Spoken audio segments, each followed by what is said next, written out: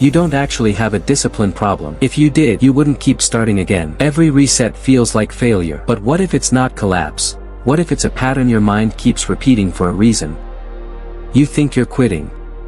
But what if something inside you is protecting you, and you don't even realize it yet? Because if you've returned to zero more than once, this isn't weakness. It's a cycle. And once you see it, you can't unsee it.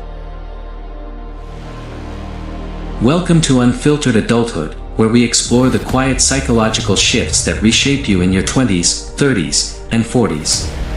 If this resonates, subscribe and hit like. There's a specific kind of person who stops telling others about their plans. Not because they've given up on them, but because the conversation that follows a new beginning has become unbearable. The excitement in other people's voices. The questions a few months later. The silence when there's nothing to show for it. So they learn to begin quietly. To carry the hope alone. And to absorb the disappointment alone, too. These aren't lazy people. Anyone close to them would tell you that. They work hard, think deeply, and genuinely want to build something, a business, a creative project, a version of their life that finally feels like their own. They have notebooks filled with plans that are detailed, logical, and alive. For a window of time, at least. And then those plans quietly stop being real. Not because something went wrong. Not because of a single moment anyone could point to. They just fade. And the cycle begins again. This pattern isn't rare. It shows up in people who are, by most measures, fully functioning. People with jobs, relationships, and enough self-awareness to know something is off. People who don't fit the image of someone who can't commit, because they're not avoiding life. They're chasing it. They just keep arriving at the same place, the beginning. What most people assume, when they look at this from the outside, is that it's a discipline problem. A motivation problem. A character flaw dressed up in productivity language. And the person living it, more often than not, agrees. They've absorbed that narrative so completely that the self-blame arrives before the dust even settles. Before the reset is even finished, the verdict is already in: I did it again. Something is wrong with me. But there's a different way to read this story. And it starts not with what went wrong, but with what the mind tends to do when it's navigating something it hasn't fully processed. There's a psychological pattern that doesn't get enough attention in conversations about habit and ambition. Certain behaviors, even the ones that look like self-sabotage, serve a function. They're not random. They're not simply the result of weakness. They're responses. Patterns the nervous system learned, at some point, for a reason that made sense at the time. And the difficult part is that the mind doesn't automatically update those patterns when circumstances change. It keeps running the same program, even when the original threat is long gone. For many people who cycle through new beginnings, the reset isn't actually a failure response. It's a protection response. And that distinction matters more than it might seem. Think about what tends to happen in the window just before things fall apart. There's often a specific moment, not always visible, not always dramatic, where the goal starts to feel real. Not theoretically real, the way it did on day one when it was still just a plan. But actually real. Close enough to touch. Close enough to lose.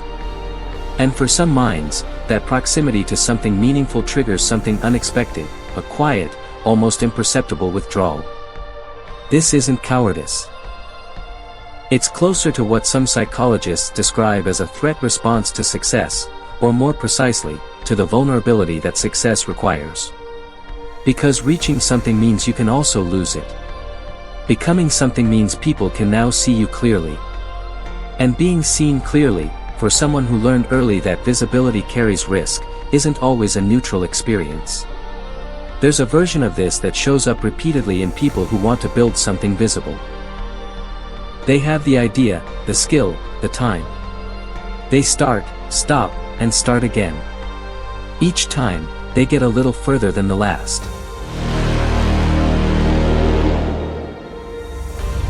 And each time, the stopping point isn't at the beginning, or in the middle of the hard work, it's just before the moment when the thing becomes real to someone else. Just before the conversation they were planning. Just before the share, the launch, the reveal. The work goes quiet precisely at the edge of visibility.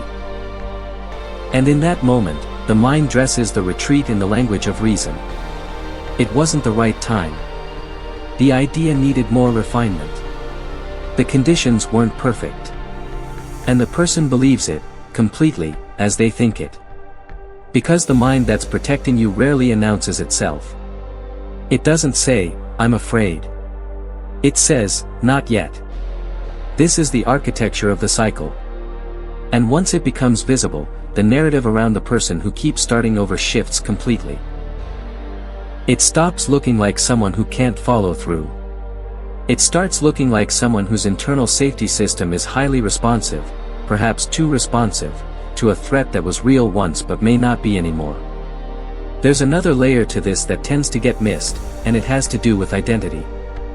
When someone builds a plan around a future version of themselves, the one who has the business, the career, the creative life, the discipline, they're not just setting a goal. They're trying on a new identity. And identity shifts, even positive ones, carry a kind of grief that nobody warns you about. Because becoming something different, even something better, means leaving behind the version that was familiar. The one that knew the rules. The one that knew how to survive. For many people, the reset happens precisely at the point where that identity shift becomes undeniable. Where the old self and the new direction can no longer comfortably coexist. It's not that they didn't want to change. It's that change, even wanted change, can feel like a loss. And the mind responds to loss by seeking what's familiar. What tends to unlock something, for the people who've carried this cycle for years, isn't a productivity strategy. It isn't a better morning routine or a stricter system. It's a single, specific act of observation, tracing the pattern not to judge it, but to see it clearly. Noticing, without blame, exactly where things tend to collapse, and asking what that timing might mean. Because naming a pattern strips it of one of its primary weapons, invisibility. The reset doesn't disappear overnight just because it's understood. But it stops being a verdict on character and becomes something workable. A signal, rather than a sentence. There are people who have run this cycle for a decade and found, on the other side of understanding it, that their capacity to return. The very thing they saw as their greatest failure, was also a form of resilience that others didn't have. The ability to come back to something, again and again, even when it costs you. That's not weakness with a different name. That's something that, pointed in the right direction, becomes one of the harder things to find in people. The question worth sitting with isn't, why can't I stick to anything?